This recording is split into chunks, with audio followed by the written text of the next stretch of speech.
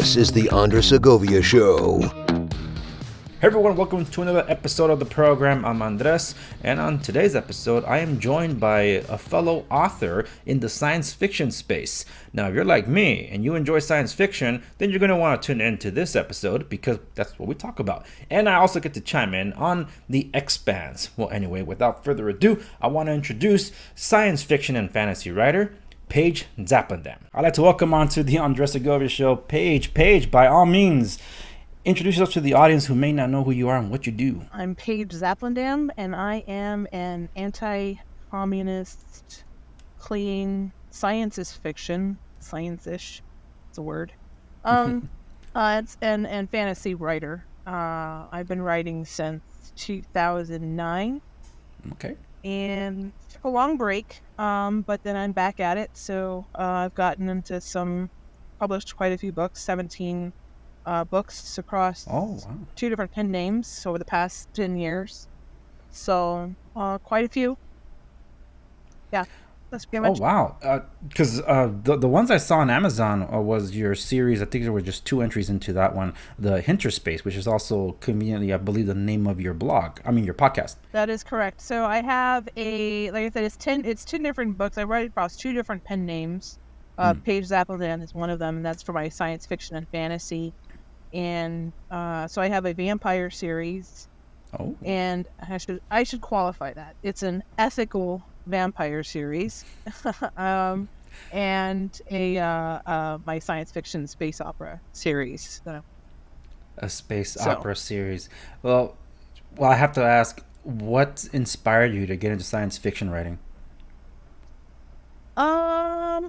It's probably it's a combination of things between of course, my dad always liked science fiction and fantasy, and not fantasy really so much. He was never into the whole elves and all that. But we watched Star Trek. We watched Star Wars. My brother is an engineer. He was huge into Isaac Asimov. I wasn't really. I was we were 6 years apart. He was the genius older brother. So by the time I came to it, there's not a lot of identification there, especially because me being female and also me being much more English and the arts inclined, and him being he's not just a regular engineer, he's like an Uber engineer. So okay. He didn't even, he started going to college at 14 and never graduated high school, and he's total brainiac. Yeah, so there wasn't a lot of there was even when you have a 6-year age gap between siblings, you'll still have a lot of identification between the two where they might play together sometimes. There was none of that. So but regardless, I always had a lot of respect for him and a lot of interest, very wildly different interests ever since I was a kid. I wanted to be everything and do everything, and wanted to be an archaeologist and a marine biologist and a writer and a deep sea diver and just all these different things. And so it really helped to inculcate a wide interest across a lot of different areas. And I think when I was in college, I probably had, I think inside of a single year, I counted and it's embarrassing to admit it, but I think I counted 8 different jobs, that I held 8 different jobs. So it's almost I do have some kind of ADHD or something where I can't stay focused. And even in my writing, I can't stay focused on my writing for any one period of time. I got to flip back, and that's why I write like I said, I have 17 different novels published across 2 pen names, because I get bored with focusing on just the one, so I got to flip to a different one. It was satisfying. It's kind of like having pizza every day, I get sick of it. I just couldn't do it. So, I hear you there. Yeah. Well, so you got to change it up sometime. New York style, Chicago deep dish, thin crust. Exactly. I don't know though, man. Even if I don't even know, I'd have to change. See, that's the difference. That's why I had 2 different pen names, because I want to go from pizza and varieties of pizza to something wildly different. So that's why it makes it a little bit. It's hard too, because you can't market. Some things, science fiction and fantasy, you can cross market, but romance cannot really cross market that with your science fiction and fantasy pen. So it's difficult. It's a little more difficult. I hear you there, and I could totally get it. And it's interesting to see how the two prodigies of George R. Martin, who's best known for the A Song of Ice and Fire series, aka Game of Thrones for HBO, but I keep forgetting the name of the two authors, but their pen name is James S.A. Corey. They ended up writing the Expanse, in which I think they wrote the last entry last year, 2023. So that series is complete now, unlike A Song of Ice and Fire. But the entirety of that was me at first thinking it was an individual, then realizing no, there's two people here. So I found myself trying to catch to see if there was a different writing style between the two, and see when did they trade hands, who was writing who, and I couldn't really figure out the difference between the two, because it was very seamless in terms of their writing style. And aside being a little industrial in that every chapter was on average 9 pages, I felt like, okay, so you guys are just trying to meet the page quota and just move on to the next chapter. But other than that, I didn't feel like when they traded hands. So like, all right, you guys write this and I'll write that, and this and that. So I did find that interesting. But in your case, though, it's the other way around a little bit, where you're splitting yourself off into two to write for two different genres, so to speak. How do you keep that together? Well, I mean, I have obviously like my publishing schedule. I think my publishing schedule is packed for like the next 3 years, and that doesn't even include anything that I add on top of it, like submitting for anthologies, which I mean are going to end up being, I think, a bigger priority to me. It'd be nice to be able to submit and try to shoot for some kind of an awards. But I think it's going to sound funny coming from an author who's got, so many books published and a full publishing schedule for the next 3 years, but I'm actually not that creative. So, like, I almost kind of wonder, like, if I ever did, I mean, of course, there's always the difficulty of pairing when you're cooperating with somebody else to create an art piece. Like, you got to be really on board with each other. But at the same time, I almost think it'd be an interesting way to do it, just because of the interplay involved and the fact that you're tapping somebody else's brain and you're throwing stuff up there, and they're going to come at it differently than you are, just based off of their life experiences. So I mean, in that respect, I think it would be a really interesting exercise. I just don't know that. I don't know. It's hard to find somebody that will jive with you that way, and is respectful of each other enough to be able to work with publishing schedules and deadlines and all this kind of stuff. So I don't know. It's an interesting question. I know for myself, I am a pretty like when I went to the Imaginarian convention recently in July. One of the workshop I gave was called Right to the Point. It was basically being able to get out as many words as possible so that you're not wasting your time or having to go back and do excessive amount of revisions. So, I mean, on average, when I sit down to write, I can get out 3,000 to 7,000 words. So wow. I'm not writing every day, but that's pretty typical for me, depending upon, because I know where I'm going. And that was the whole point of the workshop, was to know where you're going. So, I mean, it's for me, there's a lot of build up in the beginning, as far as storylines, and a lot of thought about the character and the character's motivation, the hero's journey, precisely because it saves me a lot from having to waste time on the other side of it. I'm trying to grapple with the fact that you have 17 books published and you're busy for the next 3 years. You say you're not creative.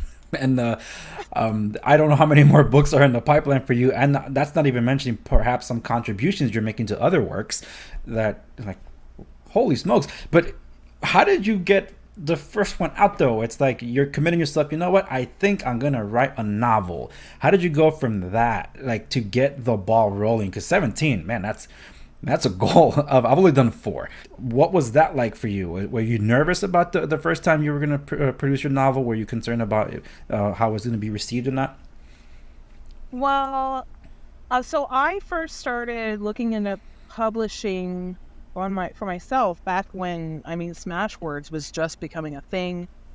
Kindle was not even, I don't even think they had Kindles at the time. I mean, it was 2009. It was very, very early days in the self-publishing market.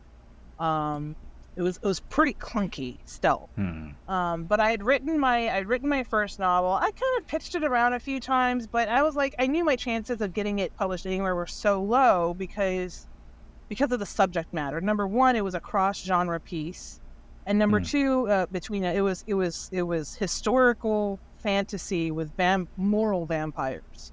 So Vampires. not a lot of market for that. Which is, theoretically, I kind of shot myself in the foot trying to, but I mean, it was like one of those things like, this is the guy. He can't really be any other guy. This is the story. And I did it for, I always knew that I wanted to be a writer. I'll start there. Like, even when I was, like, I won an award when I was a kid for one of my short story writings and across the whole San Antonio. I'm from San Antonio, Texas. And they had held a citywide short story writing contest because they had taken some hotel down from back in the 40s and they found this photograph and couldn't identify who the people were. So they did this contest for the kids, said, come up with a story with this background and you'll get, I don't know, three days at the new hotel or something like that. And I won it. And that was the first time. Yeah, that was the first time I realized that, I always loved, I was a huge reader. I was always the kid that were like, in the reading class, they're like, yeah, you just go sit over there and read and we're going to work with the rest of the kids. so I loved stories. I loved reading. I was a voracious reader, and fiction, anything I could get my hands on. And so when it came to 2009 and I saw there was a thing for NaNoWriMo where they challenge you to write 50,000 words in a month. Oh, wow. And yeah. So I decided to do that, and I got my 50,000 words in, and I think it was Scrivener, the very old Scrivener program, for free when that happened. And then I was like, well, I really like the story. What am I going to do with it? And so that, like I said, I pitched it around a few times, but I didn't think it was going to gain anything. So I decided to self-publish it, and I did that. And then I wrote a few other stories. I wrote I think it was 90,000. It was a 90,000 word novel. Well, right now it's called A Kingdom of Ash and Steam, and it's actually available on Amazon. But at the time, I had called it The Ogre's Son, and it was published originally as The Ogre's Son. But I had handwritten that one, like in notebooks, handwrote it, 90,000 words. Yeah, I have serious bad carpal tunnel now. I'm pretty sure it's probably from that, like inflammation. Yikes. Yeah, it was a lot. But the reason being because I was a lot of, the kids were young, and I was a young wife at the time, and you're trying to go through, you've got pregnancies, you can't just whip out the computer whenever you want. So it was notebooks, whenever, while you're breastfeeding, notebooks. So but and then I ended up publishing 2 more novels in the vampire series, and it was all self-published because I like I said, I didn't think there was going to be a market for it. Clean fiction that caters to conservatives isn't hugely right. They're like, well, they act like they want to be word neutral, which is baloney in my book. But whatever, it is what it is, right? I'm not going to sit here and argue it. There's no point, Yeah. So, which brings me up to now. So I think I have 3, 4, 5, 6. I only have 6 novels out plus Stranded, which is an anthology, in this pen name. The rest of the books are actually under my Clean Romance pen name, and I, 10 books, and I actually took a 5-year break from any kind of writing at all, right around the start of COVID. So between 2009 and now, that's when all of my writing got started, with a 5-year break in there.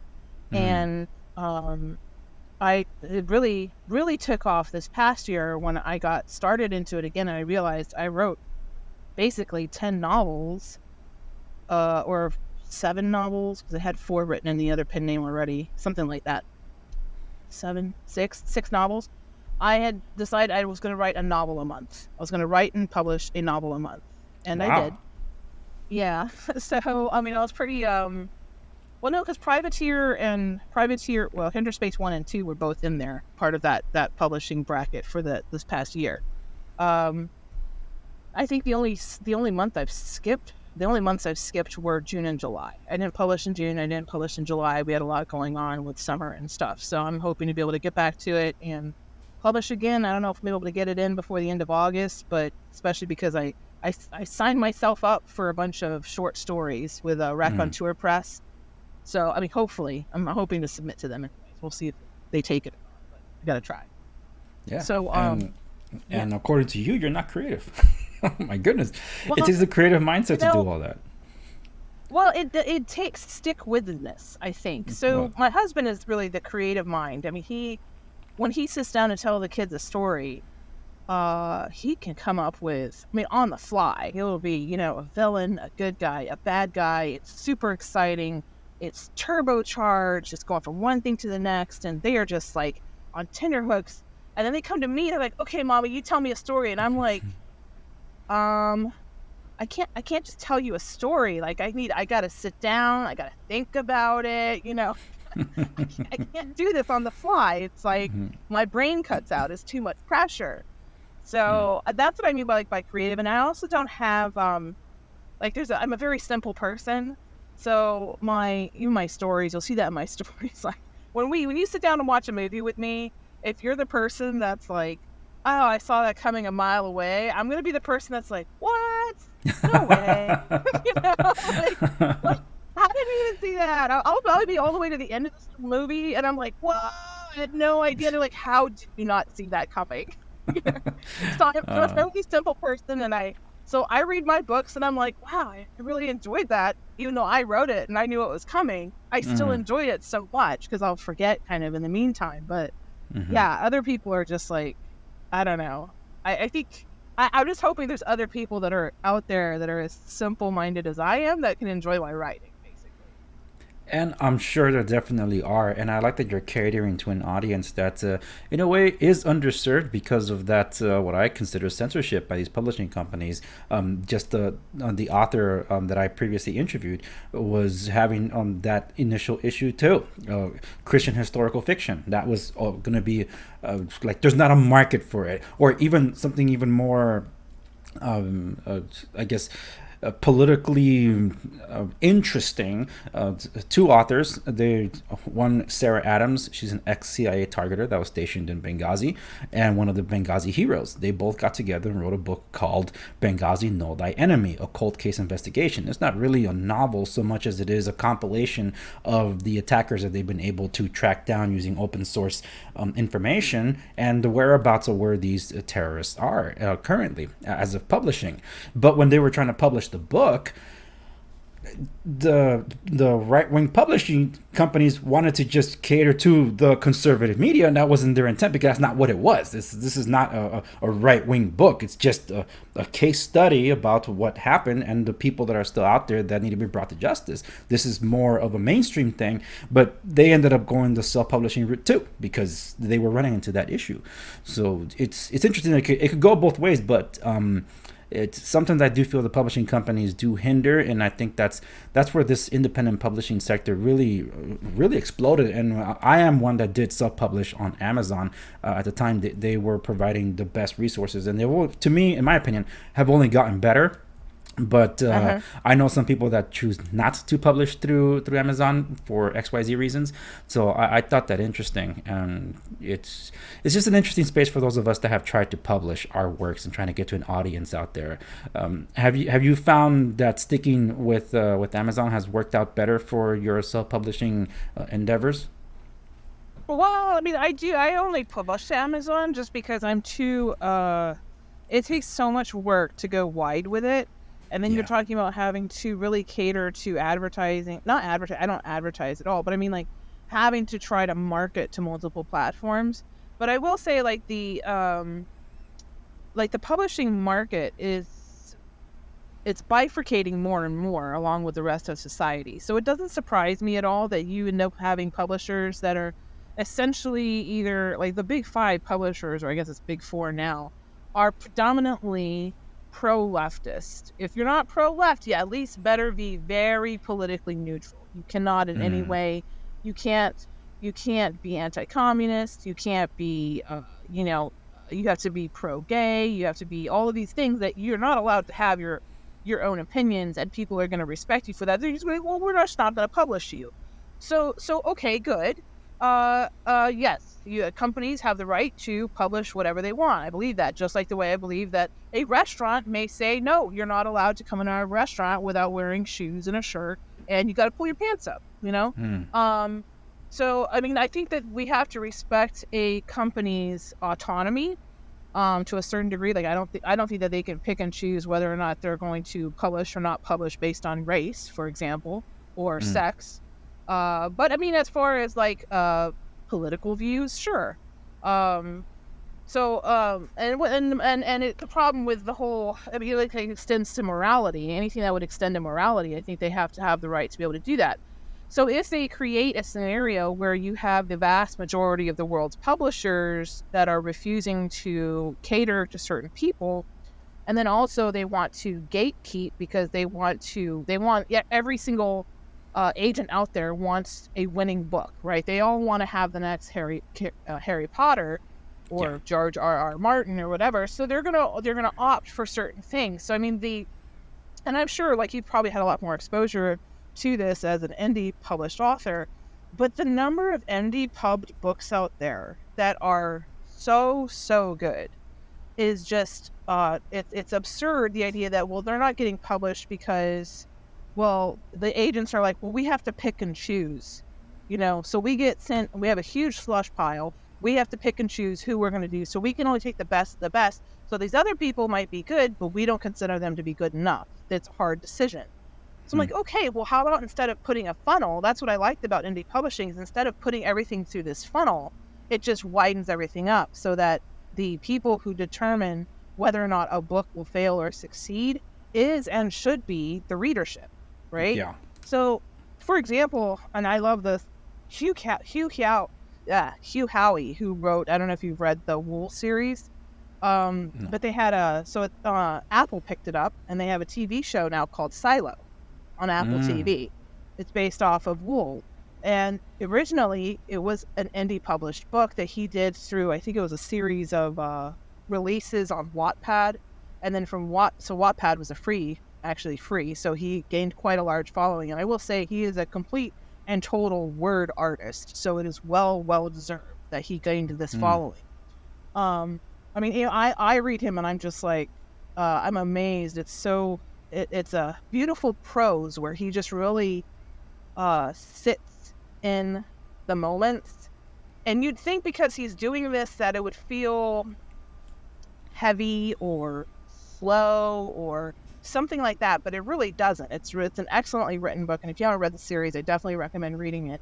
But he was originally an indie pubbed author. He had such huge success on Amazon as a self-published author that he ended up, I believe, getting picked up by a publisher. And we're seeing more and more of that, where publishers are picking up authors that are establishing themselves on Amazon or wherever, Barnes & Noble, through this self-publishing. And I think it actually is changing the market, and it's changing how publishers are approaching publishing.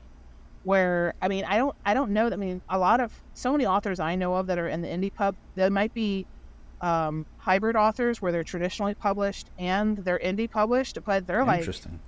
Yeah, and they're like trending more towards indie published because they're like, why are we using a middleman? Why are we using we not only do you have the middleman of the agent, you have the middleman of the publisher, and all of those middlemen, that means less money to the author for their work. So granted, a publisher, you're using their platform theoretically, and the publisher has a whole team that is dedicated to making your book a success, and that's why they get X percentage of your profits. But if for the authors that can do it without that, more power to them, right? That's what I think. So whether or not that'll be me is I've heard a rule of thumb that it's like, you're not going to hit success until you've written and published 20 books. So I figure I'm almost halfway there, because it has to be 20 books within a given pen name, not 20 books across 3 different pen names. I see. Yeah. So we'll see how it goes. I don't know. I'm still working on it. I do believe that the indie space is a place where people that are starved for creative and original content are going to. This goes the same with the visual medium, because all these big budget movies they're just cookie cutter, same thing. They just regurgitating the same thing. It's like there's nothing really to see there of value. And But why? Hollywood's I don't understand it. Why? There's so many good books out there. Right, you would think so, but I think the medium that has been starved for a lot more of this content has truly become the television space, where premium TV, as I'd like to call it, because I I mentioned the Expanse. That's an example of one such case where every single cable channel wanted their own Walking Dead, Lord of the Rings. And when people look at the trajectory of how it was in 2010, the director of Shawshank Redemption did the graphic novel adaptation of Walking Dead, and he brought cinema to basically the silver screen. And then you have the case where HBO brought the budget with Game of Thrones adapting The Song of Ice and Fire. So then Netflix responded by bringing the talent with House of Cards, with Robin Wright and Kevin Spacey and others. So it's amazing how that's what changed everything, because then sci-fi was like, the sci-fi channel was like, we need something. They ended up getting the Expanse, and then it becoming a cult hit, basically, that was brought back from cancellation a couple of times. Jeff Bezos picked it up because he loved it. That's why he moved to Amazon, and they finished off the 6 seasons, but a truncated 6th season because of COVID. But at least they try to respect the source material with that. And in the case of Game of Thrones, they ran out of source material, so that kind of sucks there. But it really does show that these guys are starved for something. But then if you're not careful, you'll go along the same route that HBO's doing, where they're like, okay, we're out of ideas. Let's go back to the Game of Thrones. Well, let's go to the prequel stuff. So now they're doing a House of Dragon season 2 on it. I'm like, okay, and there's like 3 other spin-offs they're going to do. Now it's going to become a tired thing. Whereas, okay, can we move on to some originality here? So they either adapt some video games or look towards what I feel should be the indie space. I hope so. I feel like there are so many good books out there. I find it really incomprehensible that, like, for example, not to pick on any one particular publisher or whatever, or movie house or something like that, but like Disney has incredible power behind them as far as what they can do and the movies they can make. And instead of using that, they're just like rehashing the same stuff over and over again. And I find it very, very odd, given the amount of very original works that are available across, when you look at the indie market. And I think a large part of that has to do with kind of a what would the word be? It's it's like the way they have this notion about what self-published. So it used to be, back when you would self-publish, they would call it vanity publishing, right? And they would have people, I didn't do this, but they would have people, because this was before Smashwords really opened it up of what people could publish, and then Amazon had to respond, or, it's a chicken and egg thing, who came first, doesn't matter. But before that, you had to go pay a publisher. The person would print your stuff. You'd end up with 10,000 books in your garage that you're trying to move, and it would be a huge failure. And nobody wanted to buy your book unless it was very, very, very rare. So the whole self-publishing thing was very much seen as the only reason why you're self-published is because you're too big of a loser to get traditionally published. And I think that has been completely flipped around, but you're still ending up with all of these people, and you'll see it sometimes in the reviewer market, where they're like, they will not even look or accept books from anyone who's self-published. They only accept books from the traditional publishers. Interesting. And I think that's absurd, for one thing, because you're purposely creating a funnel, and not just a funnel, but a funnel to the exact same sort of material over and over and over again, and you're doing it on purpose, when you could open it up and there's this whole other world out there of typically, there's a lot of well-edited books that are out there that I've read in indie, because if they're not done well, they fail. And nobody wants to fail. They want to make money, right? It's all about making money. So if Yeah. it's not well edited, they get bad reviews. It's fairly simple. And I'm really hoping for that space to really be helped out. And I do see that in the case of your podcast, I've been tuning into the last several episodes of yours, where the Hinter space, it's really been delving into a lot of these. Are they considered indie authors? These that are publishing, I believe they are, right? Yes. Okay. Well, yes. There's a few, like Jeff Haskell is picked up by a publisher. He's got a whole series of books, which I don't know if you have the chance to see any of his stuff, but he's an awesome author. Jonathan Yanez is self-published. I don't think he's represented by anybody, but he's done very well as well. So yeah, I mean, the vast majority of them are indie published, and so that's kind of been like the thrust of my podcast. I'll interview anyone as long as they're clean science fiction and it's not woke. And part of it's to be able to help them gain traction, but also because like I said, I have a lot of fascination for the world. I've got a lot of fascination for other people's minds and how they think and how it is that they came to arrive at their stories. That's probably the biggest reason why I enjoy interviewing them and giving them a platform and a space, because I want other readers to learn who these people are and see them as like the resource to humanity, basically, that they are, and especially some of these older gentlemen that come on, I'm just like, they're such a treasure of wealth and knowledge and perspective. And like, I grew up in it's kind of tangential, but my mother was a case manager, and I grew up in I literally lived in a nursing home, like at one point in time, where we spent Christmas in the nursing home. So I had a lot of exposure to elderly when I was a kid.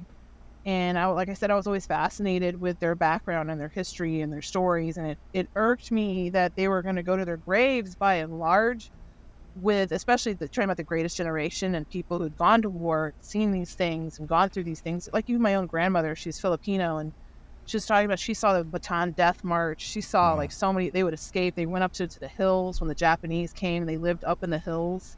There's all these things that without writers and journalists to record these things, they're lost forever to posterity. And that has always kind of bothered me. So storytelling for me is kind of it's nice and it's fun and it's a hobby, but it's almost like also a kind of a vocational kind of a thing. I want people to tell their story in whatever medium that they're going to tell it. If they're going to tell it through science fiction, then so be it. I totally agree, and that's something very similar with me. And I was a kid listening to these war stories from someone that a very nice family that helped my parents get started in their business back in the early 80s.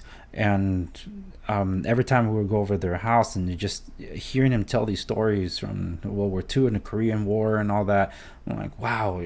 My father would always, I remember this as a kid, him telling Dr. Charles Lang was his name, and he would tell him, like, you really got to write a book about this. And he never did write a book, and unfortunately ended up getting a stroke and wasn't able to even speak anymore at that point or write.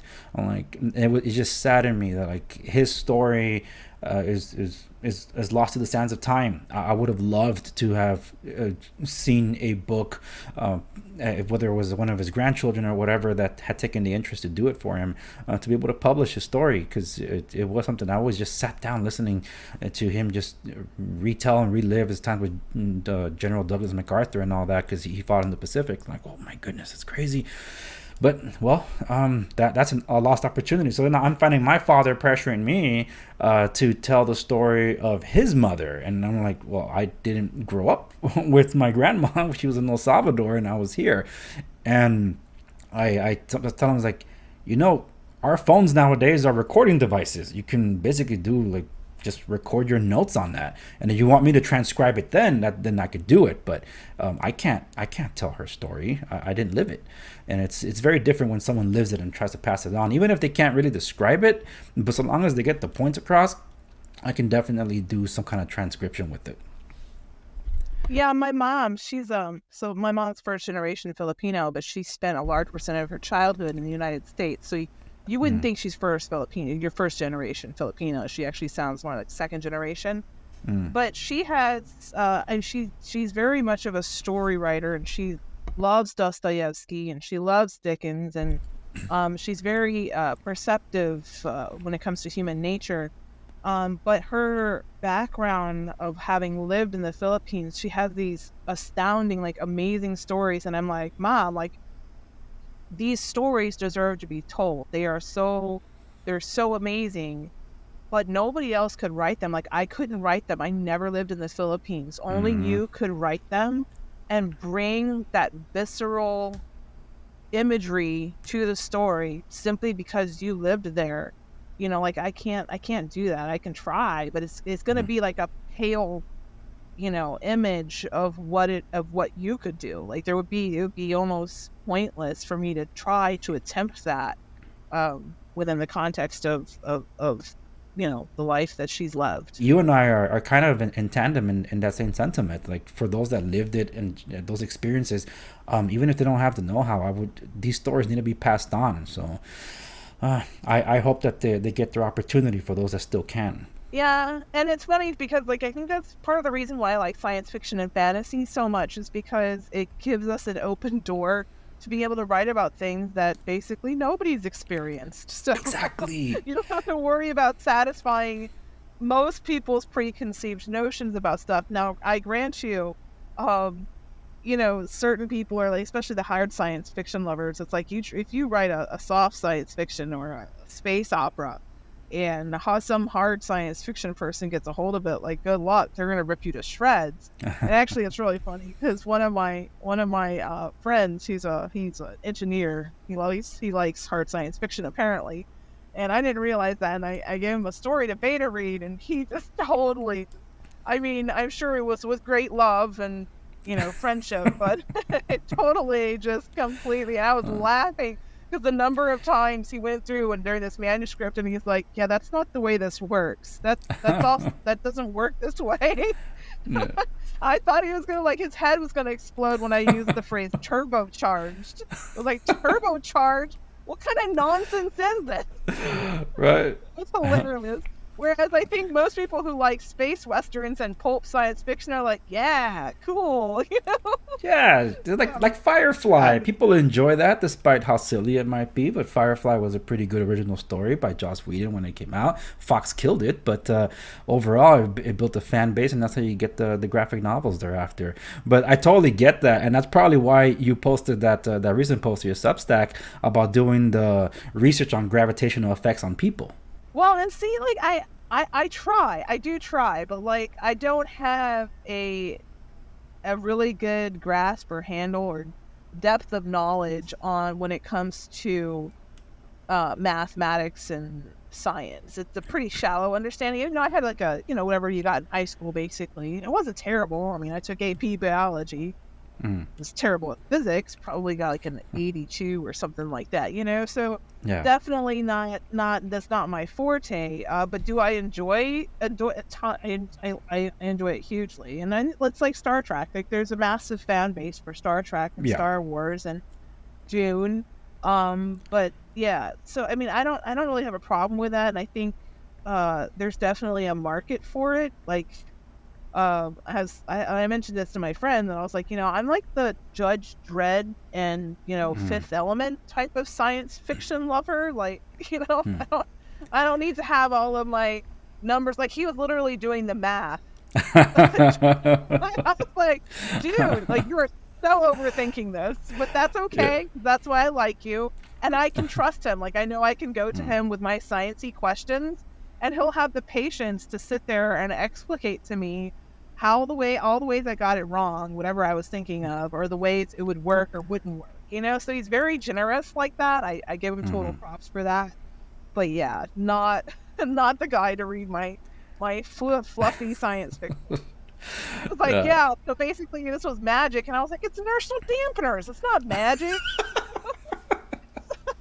That's like, where we were at.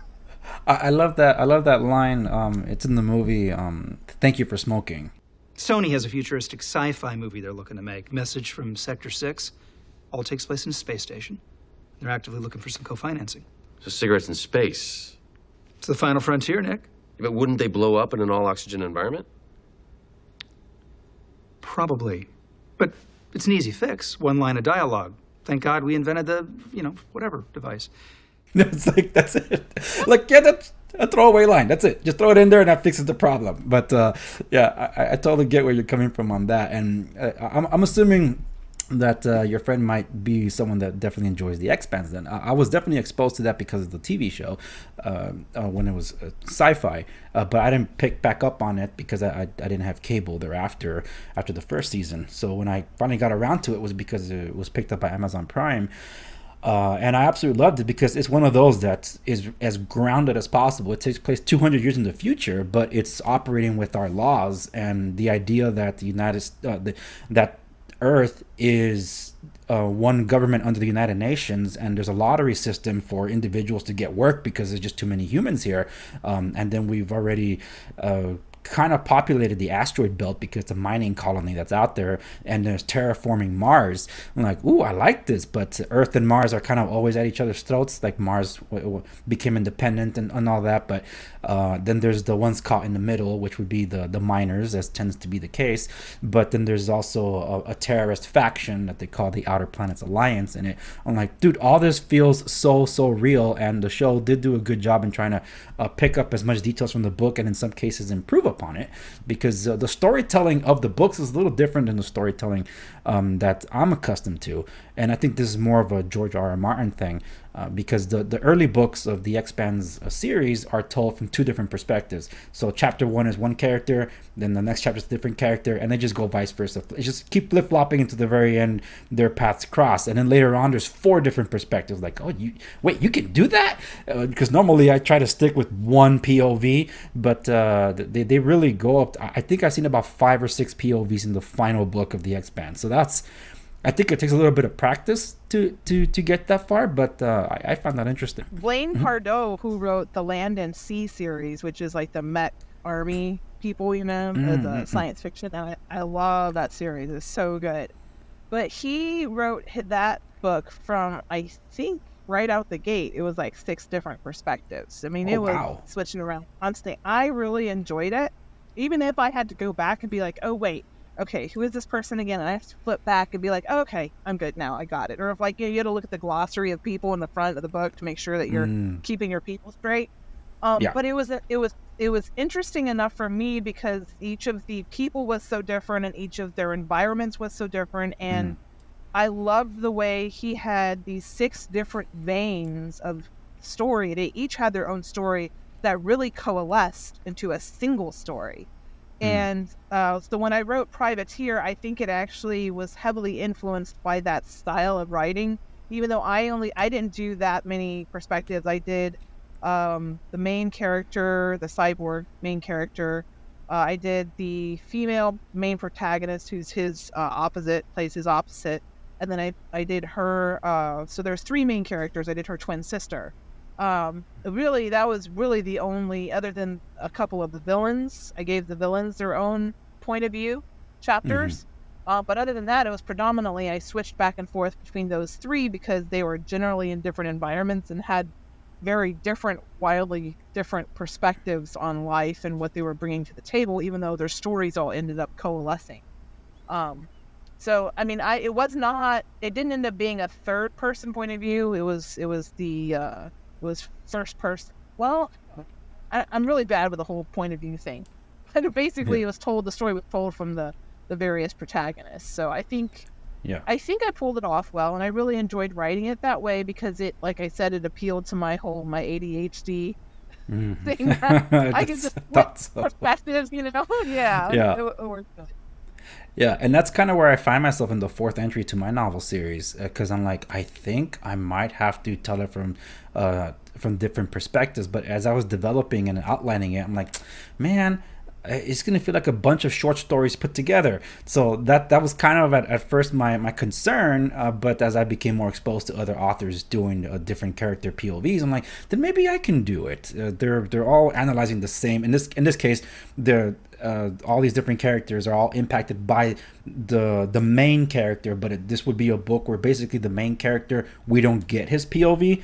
Instead, because the past 3 books have only been his POV, that the 4th book are the people's lives that were impacted by the main character. And seeing it from their POV. So I've been toying around with that. I haven't committed to writing that just yet, but the outline is looking more and more like I will go that route. So it'll be an interesting experiment. But just to satiate my audience, I did drop a short story that kind of bridges the gap between 3 and 4 to understand why there's going to be a shift.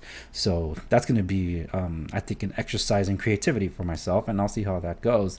But man, writing is a fun medium, and definitely science fiction is a way that I find that we can tell stories of morality, tell stories of cautionary tales of what happens today, or even historical stuff, but through something that most people can relate to, that I feel is more appealing to a lot of people, instead of, oh, I don't want to read a history book. Well, it's not a history book, it's science fiction. It's like, oh, okay, cool, but it's really derived from historical events. I think that makes for great storytelling, and when people realize that it's inspired by something that probably happened, I think that'll drive them to look into what inspired that, like the behind the scenes thing, like, wait, so how did it get to this point? So at least that's the way I see it. But Paige, we're actually running up here on time, and I wanted to give you a chance to plug in your latest works, what you might have going on, and where people can keep up with your stuff. Yeah, so right now I'm working on actually putting together like I said, I'm working on short stories for Rack on Tour Press, and also putting together a children's book actually for Jump Faster. My current work in progress for publishing under the Page Zaplendam name is called Sigil. And it's a new series that's set further in the future in the same world as the Hinter Space series. So it has to do with a jump master, actually, because but in space. So if you don't know what a jump master is, they're the guys that jump from they teach the paratroopers how to jump out of planes. Okay. So I know I love military science fiction. So I can't write. I was never in the military. I don't think I can write it very well, but I still love it anyway. So I might crash and burn, but not to be funny. But that's I might crash. We'll see what happens. But I really love the idea of space jumping. So I figure that'll eventually happen. That'll eventually be a thing between, they have guys that are going from one ship to another in a directed kind of a way. So that's my work. If people want to follow me, I'm on Facebook. I'm also on Gab, and I have my Substack where I host my podcast, Inner Space, and I interview science fiction and fantasy authors that write clean and non-woke science fiction and fantasy. All right. Well, I definitely did subscribe to your Substack. I tuned into several of your most recent episodes, especially after the Imaginarium, and I will be interested to see where your story goes with this futuristic. It's not dystopian, is it? Your military science fiction set in the future is not dystopian? Okay. No. Yeah. Yeah, because I know dystopian is a hot topic whenever anybody ever talks about the future. It's like, well, not everything has to be dystopian. So I'm glad it's not going in that what I feel is kind of cliche route. But okay, well, I do wish you. If there's cliche about it, it's that my heroes tend to be romanticized. So in that, sure, I guess. Not that there's anything wrong with that, or else why would we care about the character? So it's, I think that's fine.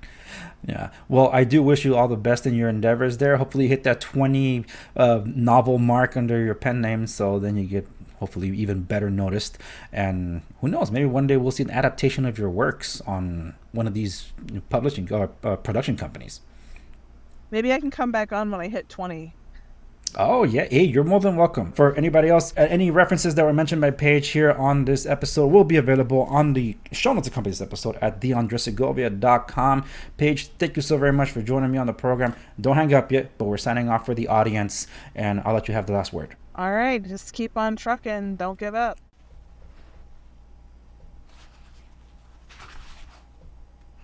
Oh. And that does it for this episode of The Andres Segovia Show. Remember to like, share, and subscribe if you haven't done so already. Follow me across the socials at The Andres Segovia and on X_Andres Segovia. Be sure to pick up a book, even if it's not my own. And I'll see you in the next one.